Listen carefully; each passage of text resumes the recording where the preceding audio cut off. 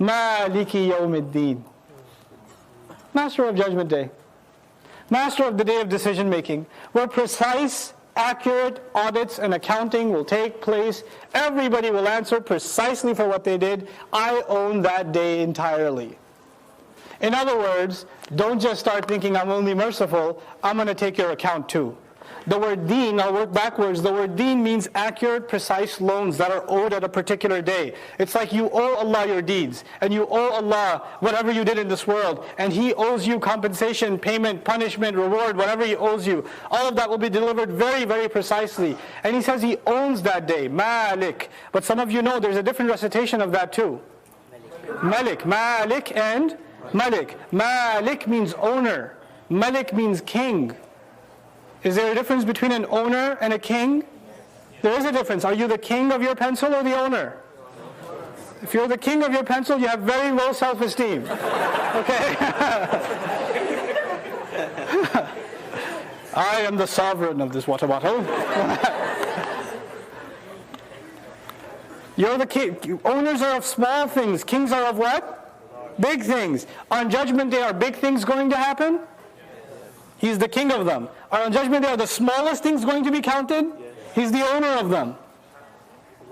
He covers everything. Because if you just say Malik, owner, you cover the little things, but you leave what? The big things. An owner is not the same as a king. The king sees the entire territory. But the owner sees the little things. You know micro and macro? Right? Malik covers the micro. Malik covers the macro all at the same time. But why didn't you just say He owns and He's the king of judgment? He said He's the owner and the king of the day of judgment. Why did He add the word day? Day is a unit of what? Time. Now let me tell you. If I was walking around with a bag and somebody told you I own the bag, does that mean I also own everything inside it? If I own the bag, logically, I own everything inside the bag. Allah first says, I have complete control over that day, the big things and the little things, by what two words? Malik and Malik. Then He says, I don't just own judgment, I own the day. Everything that will happen inside that bag. What I mean by the bag is what? The day. So if He owns the day, He owns every last detail of that day. Now let me tell you about owning time, just a little bit. Human beings, it's impossible for us to own time. It's impossible.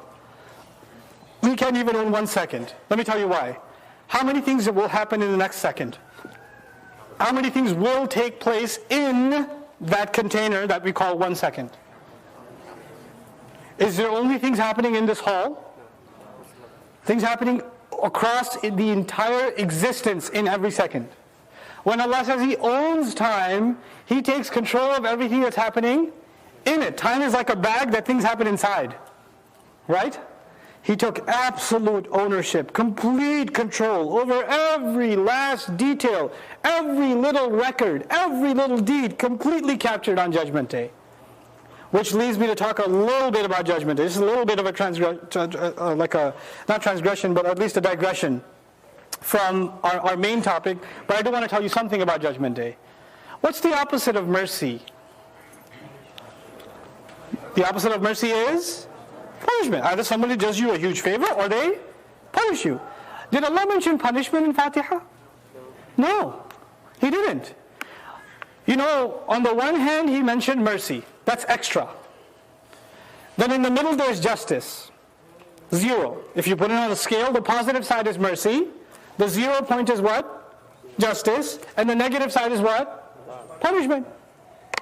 Allah didn't even mention the negative. All He mentioned was what? Justice, day of judgment, day of decision making where justice is served. He mentioned the 0 point. Why? Because as far in our religion, there's no difference between punishment and justice.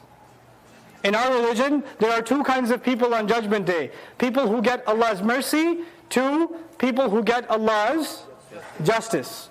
Only 2 kinds of people. There's no third. There's no third kind of person. One of my favorite accounts of Judgment Day is when we get our books.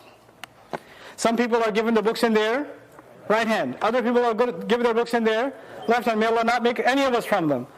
People who are given the book in their left hand are given the book behind their back. So it's bad, and then it's really bad. Because now it's bad, because you know it's in your left hand, but you don't even know how bad. Why not? Because you're like, what's in there? Dude behind you is like, whoa, that's messed up. Like, what? Like, you can't even see, because it's behind your back. وَرَاءَ ظُهُورِهِمْ وَرَاءَ ظَهْرِهِ. Now, the guy who's given the book in his right hand, can he at least see what's going on? Okay. But even the ones who did good deeds, does anybody just look at their book? Oh, okay, I got it in my right hand. It's a good feeling, but it's still scary or no? Still scary because you're about to go through the security checkpoint where your book is opened. And the auditor goes line by line by line. It's terrifying. You ever seen those booths at the Travel Security Administration at the airport? Nowadays it's gotten easier soon after, more recently after 9/11. When I used to travel, I used to get the VIP treatment almost every time. Right? You're about to go through, you have to take your shoes off and all that's normal now, right? But then they look at your face and they go, okay, you step over here, sir. We have to ask you about your favorite color or whatever. Right? So they take you. So I was kind of used to that. I was kind of used to the entire process. One time I was traveling to Vegas for a Quran conference. I swear, okay. I'm in the masjid, okay, I'm in the masjid. Okay, so I go to Vegas. I hand the guy my boarding pass. He says, must have just let me go. So I was like,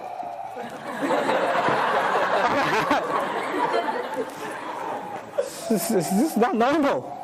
And the first thing that came in my head was hisaban yasira. This is an easy audit. People will bring their book.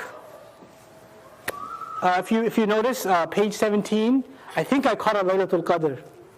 And I marked this other page, I forgave a friend of mine. That should be worth like Jannah, right? I've highlighted with marker which good deeds. I make sure I get credit for those. You bring the book and the angels are about to count your deeds and the angels are instructed, according to the Prophet ﷺ, فَيَتَجَاوَزُونَ عَنْهُمْ, they just say, it's okay, just go. You're about to open your book and go page by page and the angel says what? Go ahead, sir. We understand. We got it. Right before the angel said, you're good to go. You're good to go. Were you nervous? But now you're on the other side. You're on the other side. The moment you get on the other side, the Quran describes, he says, Ha, unuqra'u kitabi. Hey, look guys, look what I got. So good. I knew I was going to do good. Inni dhanantu anni mulaqin hisabiya. I so knew I was going to do well. Allah even records that in the Quran. Subhanallah. And the Prophet warns on the other side, sallallahu alayhi wa sallam, إِنَّهُ مَنْ سُئِلَ يَوْمَ الْقِيَامَةِ فَقَدْ هَلَكَ. Whoever even gets interrogated once is dead, is done. If the book gets opened, good deed. Oh, what's this AMC Theater Friday night, April 24th? Who's that with you? Oh, I got the full name here, okay. And what is that about? Can you explain yourself? Done. Finished. No more interrogation. If you get questioned once, you're done.